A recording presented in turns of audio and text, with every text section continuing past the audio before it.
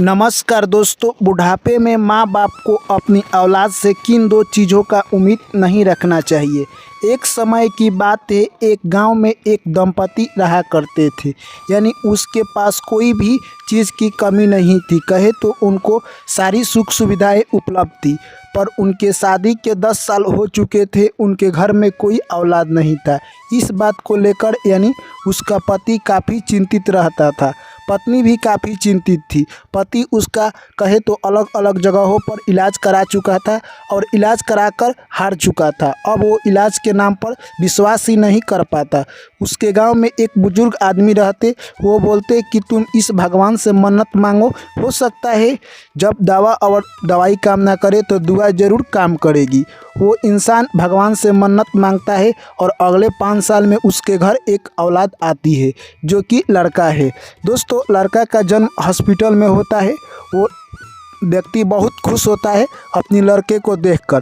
तभी नर्स बोलती है कि आपको तो एक अच्छी लड़का हुआ है, पर इसका स्वास्थ्य भी काफ़ी अच्छा है। पर एक यही बुरी बात है कि इसका एक आँख नहीं है। यह बात सुनते ही माँ बोलती है कि इसका एक आँख नहीं है तो ये देखने में तो कन्ना लगेगा। फिर पिता कहते हैं, नहीं चलो क्या बात है, एक ही आँख से ये अपना दुनिया देखेगा। भगवान जो इसके नसीब में लिखे हैं वही होकर रहेगा। फिर माँ कहती है कि इसका कोई उपाय नहीं है। डॉक्टर बोलती है कि आप लोग चाहेंगे तो एक आँख अपना देकर इसमें ऑपरेशन कर लगा सकते हैं। तभी पिता कहते हैं कि मैं तो अपना आँख नहीं दूंगा, क्योंकि मेरे ऊपर घर की सारी जिम्मेवारी है और मैं सारा काम धाम करता हूं। अगर मैं अपना एक आँख दे देता हूं तो मेरे काम में प्रॉब्लम आ जाएगी और मेरे परिवार का रिस्क कौन उठाएगा। यानी कहे तो दोस्तों, पिता अपने पुत्र को आँख देने से साफा इनकार कर देते हैं।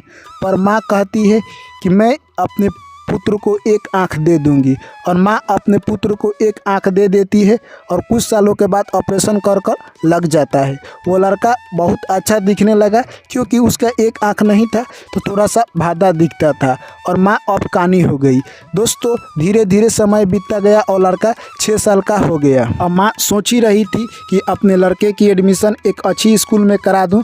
तब तक यानी उसका पति का तबीयत खराब हो जाता है और उसी के इलाज में लग जाते हैं। धीरे धीरे समय बीतता गया और उसका पति का एक दिन देहांत हो जाता है, और जो भी उसके पास सुख संपत्ति और धन दौलत था वो सारा समाप्त हो जाता है। माँ अब बहुत चिंतित रहने लगी और अपने लड़के का एडमिशन कहे तो दोस्तों वो अच्छी स्कूल में कराने का सोच रही थी, पर उसके पास इतना गरीबी आ गया। फिर भी माँ तो माँ होती है, वो हिम्मत बांधकर अपने गांव के सबसे यानी नामियर स्कूल में जाती है और बोलती है मेरे लड़के का एडमिशन कराना है। तभी उस स्कूल का प्रिंसिपल बोलते हैं कि हे बूढ़ी माँ, तुम्हारा लड़का इस स्कूल में तो पढ़ सकता है, पर हमारे स्कूल के फीस काफ़ी हाई है, तुम क्या मेरे स्कूल के फीस भर पाओगी। दोस्तों, वो बूढ़ी माँ कहती है कि मैं भर पाऊँगी, आप कृपया कर मेरे बच्चे का एडमिशन अपने स्कूल में ले लीजिए। वो प्रिंसिपल उस बच्चे का एडमिशन अपने स्कूल में ले लेता है। अब माँ के पास इतना भी पैसा नहीं था कि उस स्कूल का फीस भर पाए। माँ लोगों के घर जाती और जूठा बर्तन मजती। पहले वो 20 घरों में बर्तन मजा करती थी, अब 30 घरों में मजने लगी, जिससे उसका कुछ मजदूरी बढ़ गया और उस स्कूल का फीस भरा जाता है। धीरे धीरे ऐसे ही समय बीतता गया। अब लड़का 10 साल का हो गया और अगले क्लास में चला गया। अब और पहले की तुलना में अधिक फीस लगने लगा। माँ को और घरों में काम करने की ज़रूरत पड़ गई। अब वो 40 घरों में काम करने लगी। धीरे धीरे ऐसे ही समय बीतता गया और वो 10वीं तक पढ़ाई पूरा कर लिया। अब बारी आती है यानी शहर जाने की। शहर जाने के लिए अधिक पैसों की ज़रूरत होती है। माँ कहती है बेटे तू जा शहर और वहीं पर पढ़ाई कर, मैं यहाँ से मजदूरी करके तुम्हारे पास पैसे भेजूंगी। लड़का माँ के कहने पर शहर चला जाता है और लड़का जाकर वहाँ अच्छी तरह से पढ़ाई में मन लगाता है। माँ पहले की तुलना में अब 50 घरों में काम करने लगी और यहाँ से जो भी पैसा होता उसे जोड़ चेत कर यानी अपने बच्चे के पास भेज देती। धीरे धीरे समय बीतता गया और लड़का पढ़ लिख कर यानी कहे तो कलेक्टर बन गया।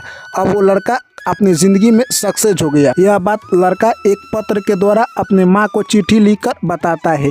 चिट्ठी जैसे ही उस माँ के पास आता है, माँ देखती है कि उस पत्र में लिखा हुआ था कि मेरा लड़का पढ़ लिख कर कलेक्टर बन गया। और माँ काफ़ी खुश हो जाती है और सोचने लगती है कि जो मैंने मेहनत किया था उसका फल मिल गया है।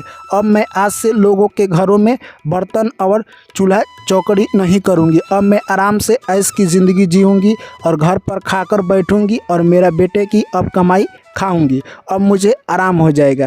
परंतु दोस्तों कहते हैं कि जो नसीब में होता है वही होकर रहता है। वो लड़का माँ को तो पत्र लिखकर बता दिया कि मेरा कलेक्टर की नौकरी लग गया, पर वो घर नहीं आया। माँ लड़के को देखने के लिए तरस रही थी। माँ का ममता ही कुछ इस तरह का होता है। फिर कुछ दिनों के बाद एक पत्र लिखता है कि हे माँ, मैंने शादी कर लिया है और मेरी बीवी काफ़ी अच्छी है और वो बड़े घराने की है। उसके पिता एक बिजनेसमैन है। दोस्तों यह पत्र पढ़ते ही माँ की लालसा टूट जाती है। वह सोचती है कि मेरा लड़का घर पर आता तो मैं उसके लिए अच्छी अच्छी लड़की देखकर कोई अच्छी सी लड़की से रिश्ता करती, पर मेरा लड़का वहीं पर यानी शहर में ही शादी कर लिया है। उससे माँ का दिल टूट गया। माँ सोचती चलो शादी कर लिया है तो अब तो आएगा। माँ उसकी ख्यालों में दिन रात डूबी रहती। जब वो काम से आ जाती उसी के ख्यालों में डूबी रहती।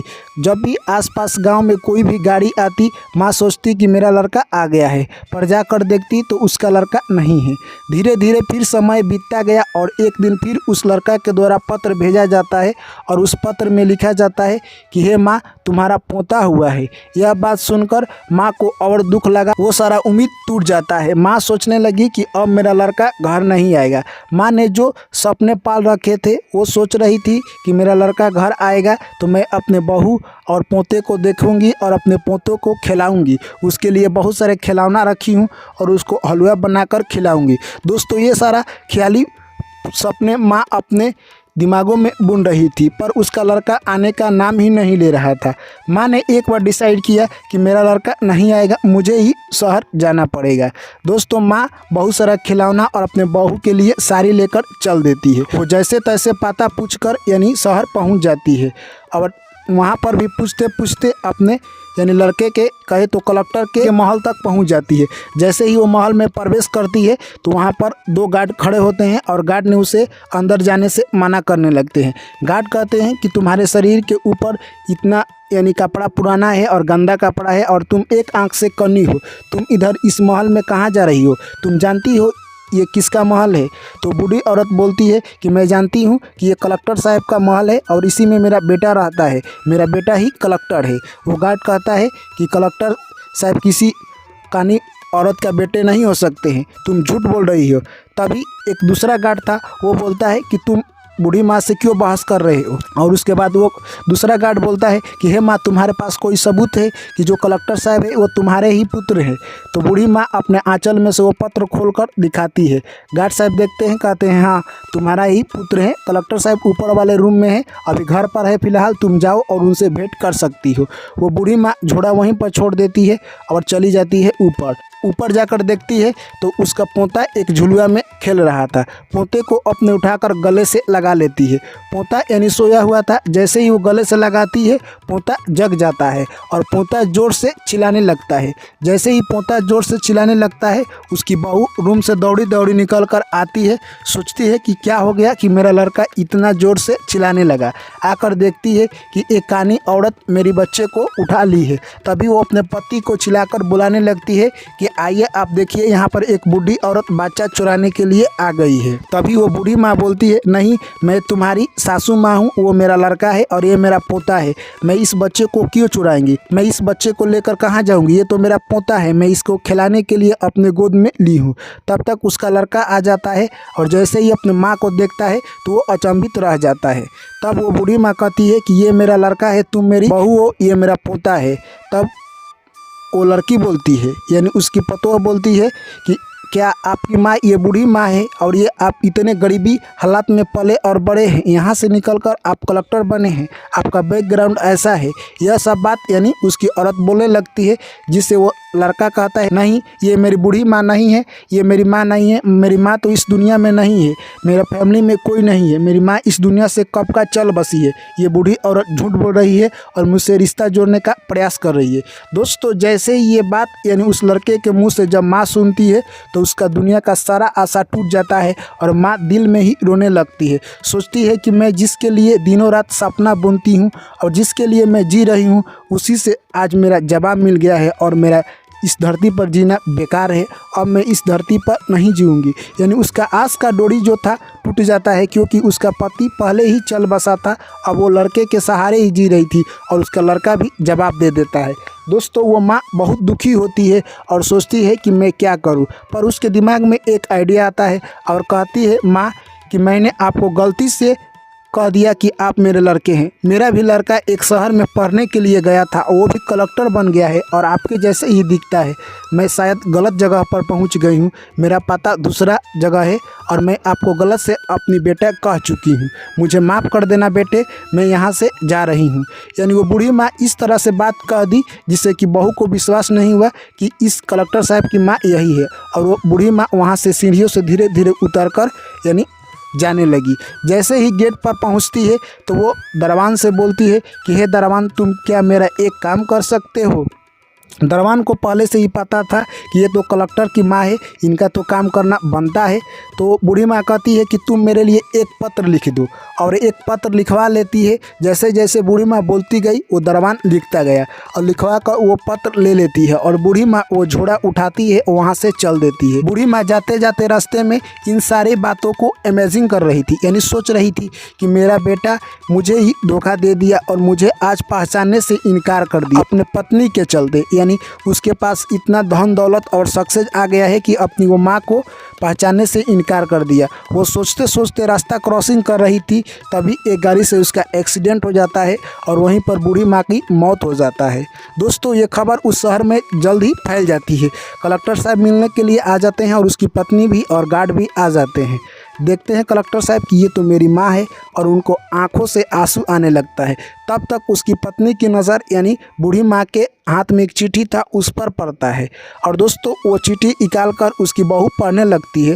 वो चिट्ठी में लिखा था, हे पुत्र तुम सदा सुखी रहो, तुम जिंदगी में बहुत आगे तक जाओगे और जो तुम्हारे पास सुख संपत्ति है वो दिन दुगना रात चौगुना और बढ़ता जाए।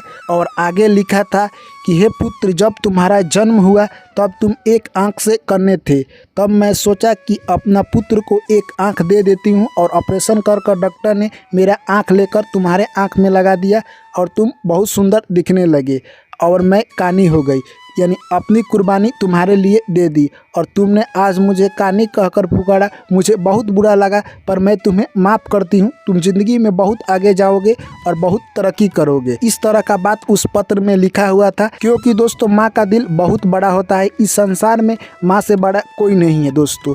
और तब ये कलेक्टर साहब सुनते हैं तो उनके आंख से आंसू की धारा नहीं रुकता है दोस्तों, और उसकी बहू भी अफसोस करने लगती है कि हम लोग बूढ़ी माँ को यानी अशब्द बोल दिए। और वो लड़का सोचने लगता है कि अपनी माँ से मैंने झूठा सा नाटक किया था अपने पत्नी के सामने और मेरी माँ सच मान गई।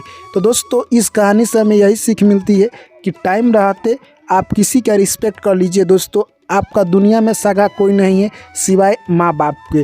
कोई भी नहीं चाहेगा कि आप अपने जीवन में तरक्की करें, उन्नति करें और आगे बढ़े सिवाय आपके माँ बाप के। आपके माँ बाप मरते दम तक चाहेंगे कि आप ज़िंदगी में बहुत आगे तक जाएं, वो मुकाम हासिल करें जो कि हर कोई का सपना होता है सिवाय माँ बाप के। तो दोस्तों कभी भी आप माँ बाप का अनादर ना करें, कदर करें, क्योंकि आप जो भी हैं अपने माँ बाप की वजह से हैं। बहुत सारे लोग ये सवाल करते हैं कि आप हमारे लिए क्या किए हैं।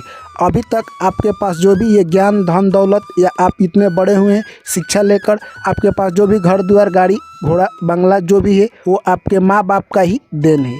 इसीलिए कभी भी ऐसा सवाल माँ बाप से ना करें। दोस्तों एक कहावत है कि जब भी इंसान कुछ बड़ा हो जाता है तो उसकी सोच बदल जाता है, पर आप कहाँ से उठे हैं ये आपको नहीं भूलना चाहिए। यही हकीकत है मेरे दोस्त, क्योंकि चिड़िया कितनी भी आकाश उड़ ले उसे धरती का आस करना ही होता है। इसलिए कभी भी मेरे दोस्त धरती से लगाव नहीं छोड़ना चाहिए। चलिए दोस्तों इस कहानी पर आपकी क्या राय है, अपनी राय लिखकर ज़रूर बताइए। आपसे मिलते हैं अगली कहानी में फिर एक न्यू स्टोरी के साथ। तब तक के लिए सभी साथियों को मेरा प्यार भरा नमस्कार। जय श्री कृष्ण, राधे राधे।